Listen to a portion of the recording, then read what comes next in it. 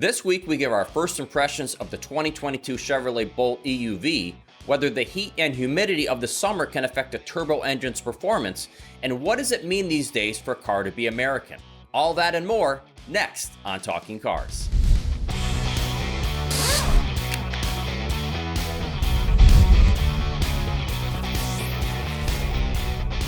Hi everybody, welcome to another episode. I'm Mike Monticello. I'm Ryan Pizlakowski. And I'm John Lincove.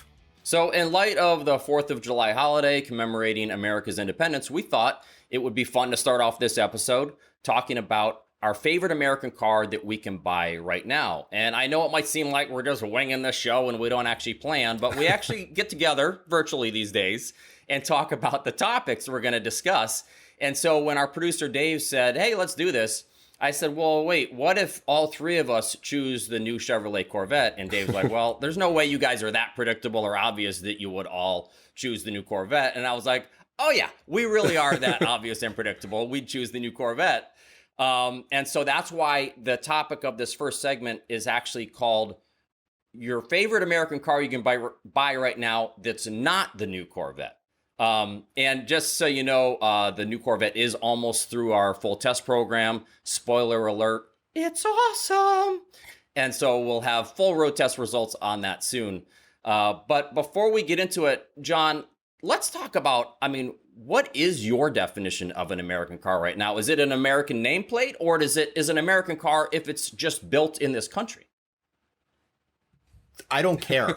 It's one of those things of like people make a big deal about it, in my opinion. For me, it doesn't matter what an American car is. Some people, it does make a big difference. It's the final dollar goes back to a company that has its headquarters in the United States of America. And, that's American. And then other people are like, look, there's plenty of cars that are foreign-owned companies that build the entire vehicle in the United States, all the componentry. Well, it sounds like what you're telling me is you would buy the car based on whether it's a good car and whether you like it or not. Doesn't matter where the parts come from, where it's built, right? That's what you would do. 100%, because you know what? It doesn't do me any good if the car is built in X country and then it breaks down. And cars are so worldwide these days. Engines are built here. Yeah. Something else is built over there, but it's assembled here. Yeah, it's hard to even nowadays. You'd have to really. How common is it anyway? A lot of these American cars they're made all over, or their parts are sourced from all over. But you know what? No, to me, that's kind of American. We're a melting pot anyway, right? Like, to John's point, I'm more interested in is it a good car? Do I like the car? If it's an American brand, original American brand like Chevrolet or whatever, it's coming back here in some form. So I agree with John on this. Yeah. So let's start with you then, John. What is your favorite American car you can buy right now that's not the new Corvette? And keep in mind, with that definition, it doesn't even have to be an American nameplate. So I have a quick quiz for both of you. Which nameplate has more vehicles built in the United States? Mercedes-Benz, Volvo, or Lexus? TikTok. Lexus. Mercedes-Benz. It is Mercedes-Benz. They have two models. Lexus has one, and Volvo has one. Volvo has 60. In your face, Ryan. Volvo has 60s built in the United States, too. To answer your question, I want to kind of wing it. The Acura NSX. It's almost as good as a Corvette and fun to drive. And it's built here. It's built in the United States. Yes, it is. Honda's Marysville Auto Plant. So there you go. Interesting. Maybe I misunderstood. I thought we had to pick an American brand that was made here, but. John made a good anything pick. You want. Yeah, no, it's all right. I'm gonna pick an American one. Okay. And not a common vehicle that we test all the time, but we have tested in the past, is the good old Chevy or GMC Silverado or Sierra 2500 with a Duramax diesel and an Allison transmission. I think is about as American as it gets in terms of just it's a big truck. I tow a lot, and I think that's a tremendous vehicle for towing. You get 10,000 pounds or more behind a truck like that, and it just pulls it like nothing. The transmission is amazing, and I think that's somewhat of a American icon. It's become anyway. It's a modern truck, but it's the big pickup. Yeah, the big pickup is just absolutely. So my pick is the 2022 Cadillac CT5V Blackwing. Ooh. Now, that is not a very common car. It's going to be out late this summer. But if you don't know what it is, it's a 6.2 liter supercharged V8 with 668 horsepower. It actually comes standard with a manual transmission, and which is about $200 cheaper than the optional 10-speed automatic. So I'd obviously go with the manual. I personally loved the CTS-V since it came out in the mid-2000s. Back then, it was a naturally aspirated V8 with a 6-speed manual instead of the supercharged version. Yeah, that car was so fun to drive.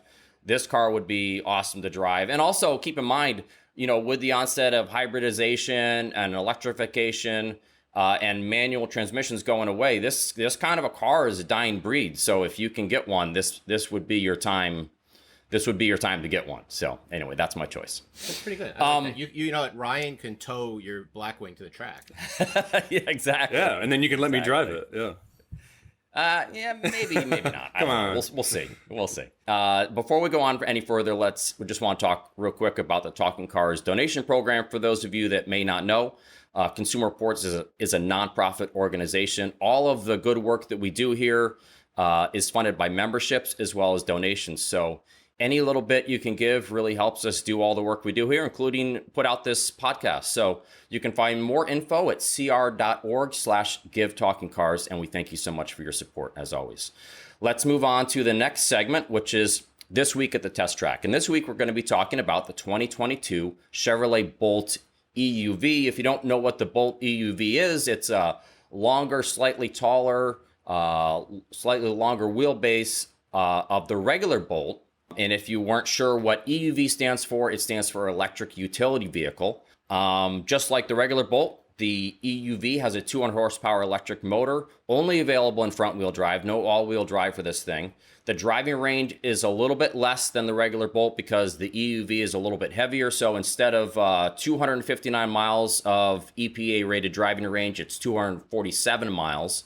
Bolt EUV pricing starts at $33,000. Keep in mind, correct me if I'm wrong, John, General Motors vehicles are no longer qualified for the $7,500 federal EV tax credit, correct? That is correct. They built a lot of electric vehicles. GM and Tesla, I believe, are the only two. There are, though, with infrastructure program and also state incentives that, with budget years changing over, all kinds of changes. So people who are interested in a Bolt who may say, oh, I'm not going to get the 7,500. You may have state ones, to look at. And there's other ones available. There's also discounts. I mean, let's just be honest. Okay. Even with new cars selling, EVs aren't selling as hot. You might be able to get some money on the hood. Gotcha. So we purchased the 2022 Bolt EUV Premier for our test program. And with the $5,430 launch edition package, which includes Super Cruise, which is General Motors' active driving assistance system. We'll talk about that later. And with the $995 destination charge, which these days is actually on the less expensive side, our test vehicle costs $43,590. Ryan, I'm going to start with you. So obviously, we've all driven this thing. These are just our first impressions. It will go through our full test program. So what's your initial impression of the Bolt EUV's ride and handling? First thing I thought was the steering is a little too quick. It's in the back roads, it's okay. But I found on the highway, I was constantly correcting it, and it was I don't want to say it was darty. It turns in too quick almost. And the last Bolt we tested, the small Bolt, was fun to drive. It had a kind of a nice feel to the handling and the steering. And this has a little more weight to it. It seems to have a little bit of body roll, just a little bit, but the steering just didn't kind of match the rest of it. And it kind of apparent that, well, the ride is better, so that's where they maybe made the adjustment. When you get in a car, you have a perspective about it before you even drive it. It's a small vehicle, and this isn't that much bigger than the regular Bolt to me, but it felt quite a bit different in handling. Right. Yeah, so it just felt it felt softer and sloppier to me. I will say though, it does. The chassis still responds pretty well if you let off the throttle real quick to try and get more traction to the front tires, especially if you're driving in one pedal drive, which is one of the things I wanted you to talk about next, John. Talk about the powertrain. How does it feel off the line? And let's explain to people what one pedal drive is and the different ways you can use it. Yeah, definitely. I mean, I agree. The last Bolt, I think the issue with the ride being so harsh and the seats being so unsupportive or hard or really not great. That just made it unpleasant as heck to be in. So first off, it's quick off the line. If you kind of come to the world, it's not a Tesla, but it also doesn't have the relaxed nature of, say, the Volkswagen ID4 or the Audi e-tron. It's just quick. I think it's people who see that it's an EV on the road are surprised, that you could zip away from them. One pedal driving, so basically you can engage a mode to allow the regenerative braking system to severely slow the car. So normal mode, you lift off the gas and you're in an EV, you'll see that there's a little charging going on. You hit the brake, it charges more. The vehicle's harvesting that braking energy. So here, and it does happen in other EVs as well, you could really have an enhanced mode. So either use a paddle, and it's going to be, there's paddles behind, one paddle behind the steering wheel. Yep. With the left one, you pull the left paddle that's there, and it'll slow the vehicle. So you could drive 1 foot that way, where you could just use that paddle to slow the vehicle and then lift off and almost left foot brake it in a sense. And then you could also engage the mode where it just, when you lift off the throttle, it just severely slows down. So you're basically only using the throttle, the accelerator pedal, to drive the car and slow the vehicle. So I chose more to use the paddle. It just worked for me better than using the whole just 1 foot off. I wanted to reserve full stopping, like highway speeds and such, for the brake, and not do that because it felt a little aggressive.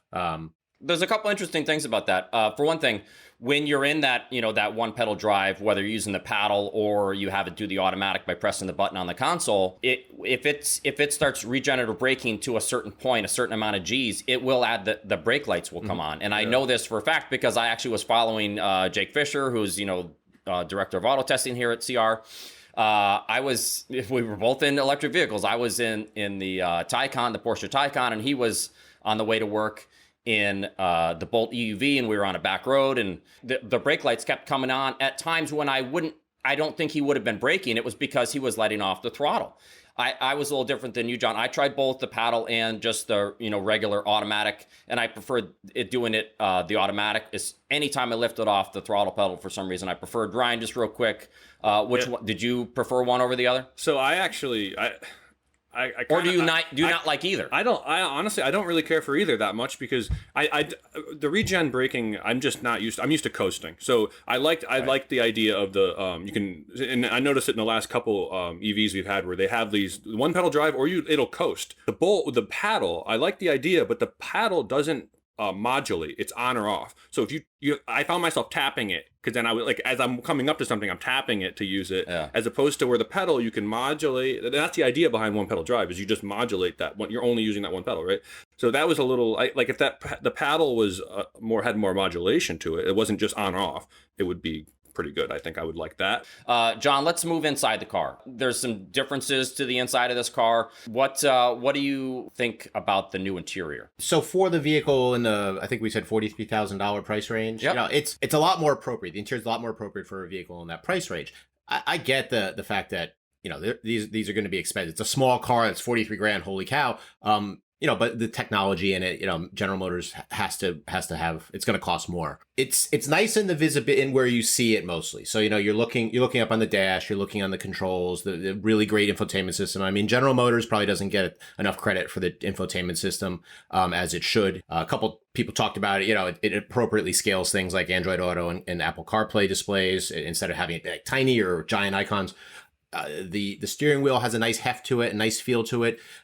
I find the seat a lot better than the last one. I particularly like the fact that the bottom cushion can, you can raise and lower the front leading edge, the leading edge of the bottom cushion. That helps my seating position a great deal. Ton of headroom, front and rear seat. Only thing I really found odd was that for me, the armrests, the center armrest and the door panel armrests are at different heights or on different planes. So a little awkward seating, like this, Ryan, what about the electronic gear selector? We have, we usually don't love the push button gear selectors. This one's kind of goofy because it looks like you should press down on reverse, but you actually pull up on a silver part, and the same with drive. It looks like it's a button you should press. Were you able to get used to it? Do you think most people will be able to get used to it once they, maybe drive it, 4 or 5 times? Yeah, sure. I mean, you're going to get used to it if you own it. We're at a little bit of a disadvantage when we test these cars because we jump from car to car. We don't always, we don't spend a month in it at one given time. We spend, maybe a week or two. But I mean, I don't care for those switches like that. But they're easy enough. I mean, you have to learn it, you know. Right. And were you able to find a comfortable driving position? I know the last Bolt didn't work for you. No, right? it didn't. And this is better, but it's still the bottom cushion of that seat. I feel like I'm sitting on something, not in it, and it just doesn't have the side bolstering and lateral support that I would like. The position in general fit me all right. I didn't really have issues there. I just thought the bottom cushion could be better, but they did improve it, I would say, in general. Yeah. There's a couple little like ergonomic things that I mean with the volume and the volume knob and the tune knob for the radio, for example. You know, they're right up high, but they're a little obscured by the steering wheel, and there's a home button in between. And I know, again, much like you said with the transmission, the gear selector, you know, with familiarity, you know, comes ease. But I kept grabbing the wrong one at times. And I know you could do the volume on the paddles, but we're trying everything. Yeah, I agree. When you're, you know, have your hands on the steering wheel, it's almost like the volume knob is kind of around the steering wheel over here. But like you said, you know, you could always get used to just using the one on the steering wheel. Want to just talk about Super Cruise real quick, which is General Motors' active driving assistance system, which means it combines lane keeping assistance, you know, the ability to kind of steer and keep the car in its lane, and adaptive cruise control. This is the first time it's on a vehicle that isn't a Cadillac. So this is kind of a big deal. Real quick, John, first of all, it's a big deal, right? That it's available on this. It's available outside of Cadillac finally.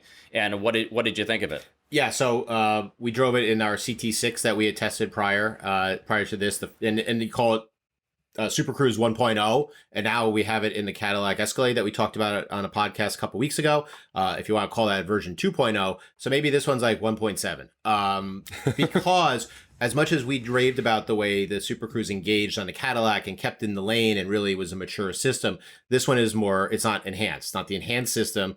So it was a little harder to get engaged. You have to really be centered in the lane you're centered in the lane, but the system doesn't feel you're centered in the lane. It bailed out early and often on curves, or if you had maybe an HOV lane entering, or, you know, you could get off into an HOV lane, it got confused by the lane markings. It held me, I felt, a little bit towards the right side of the lane. Me too. Totally agree. So, which is a little disconcerting in traffic as you're, you know, doing 65 or so on that, and, you know, you feel like you're almost getting close to a vehicle. It's a really great, helpful system. I like these. I like this a lot. I like that everything's right in front of you. It does help as long drives, fatiguing. It's great. It's better right now, the enhanced system in the Cadillac. This is much like the older one with little tweaks. Right. And of interest here is that, you know, you do have to pay for Super Cruise. Okay, it's optional.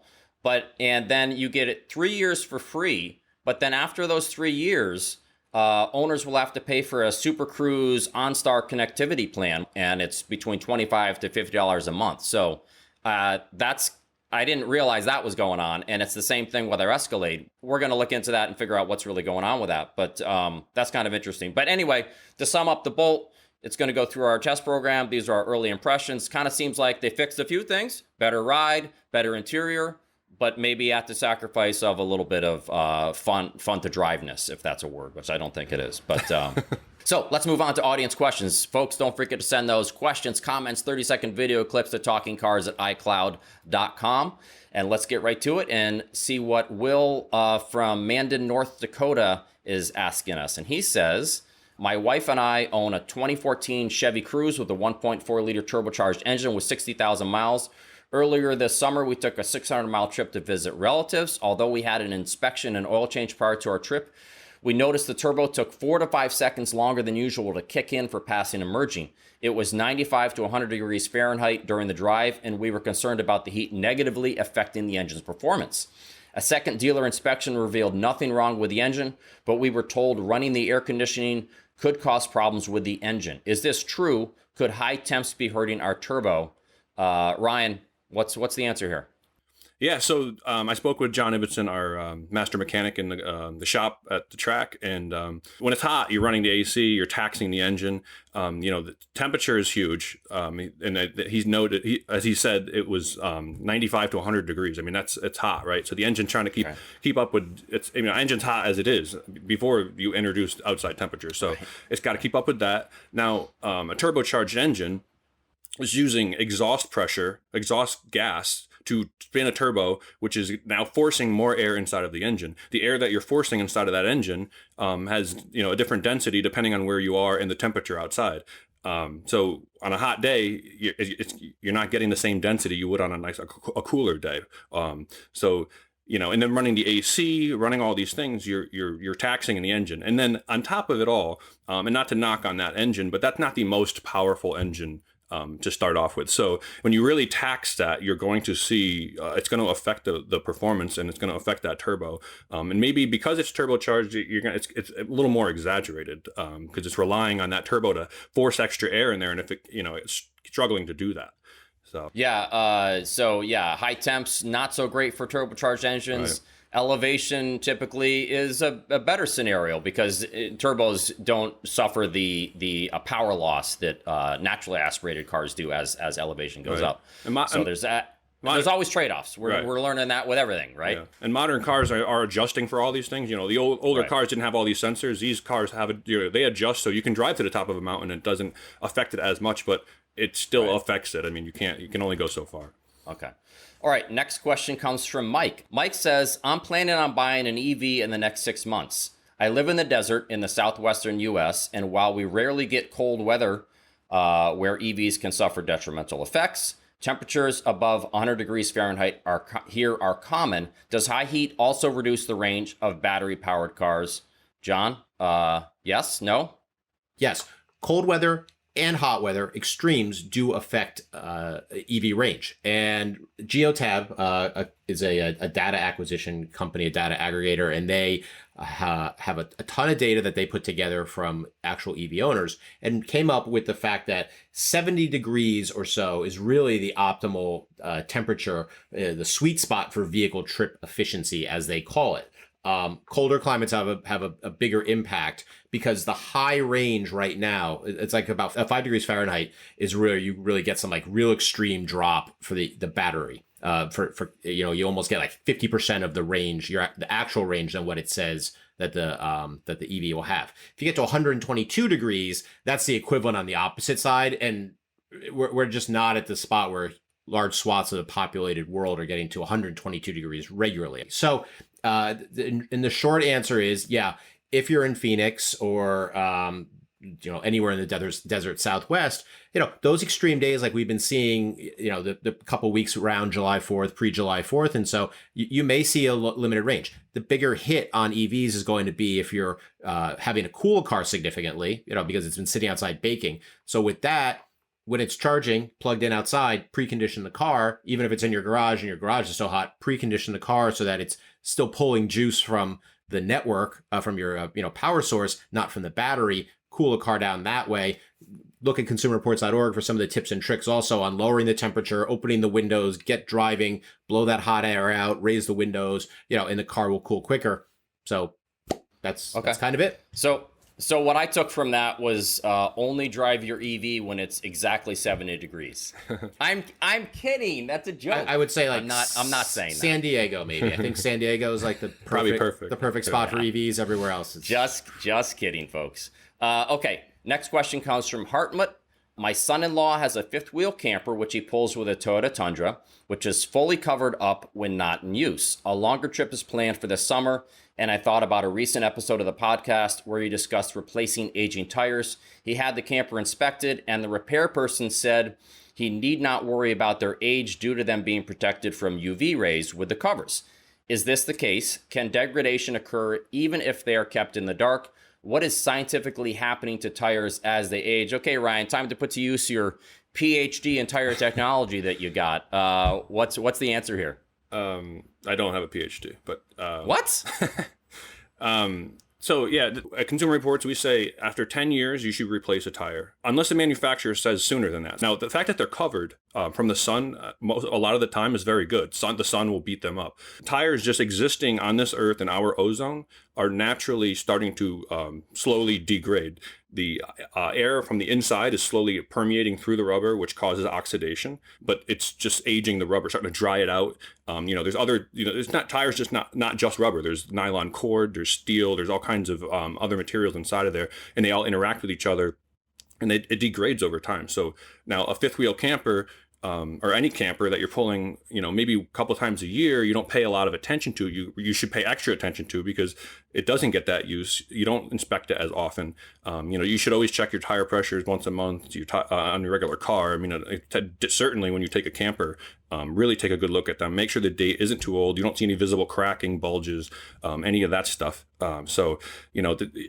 You do need to pay attention to the age of the tires, regardless of them being, covered. The sun does hurt them, but just existing, they will still age. As you're talking through that, rolling through that, Ryan, the first thing in my mind is, oh, wow, my wife's MDX is about 11 years old. I really got to go check that spare tire, which I think... Exactly. Yeah. Time flies. You don't realize it. Yeah. And everyone forgets about the spare. They forget about the spare in terms of its age and its air. Yes. And the crazy part is tires are built so well nowadays, even 10, 12 years ago, that you could look at one that's not being used and it looks perfectly fine. Right. It might not look like but internally in the rubber is just not what it was. It's just the nature of rubber and a tire. So you definitely have to pay attention to it.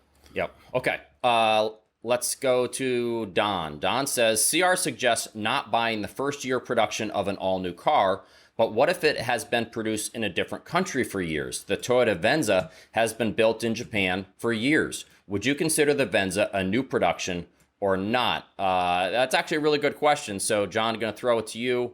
Does CR's predicted reliability take into account a car that was built somewhere else for a few years and then is brand new here, but hasn't, has been on sale and somewhere else? So we're going to flip it around. We'll talk about the Venza second. We don't look at the life of the vehicle prior to coming to the United States market, because first of all, there are differences in the vehicles. Sometimes there's powertrain differences, trim differences. Some things may not be available in the United States. And all of it would impact the vehicle, some more so than others, some aspects more so than others.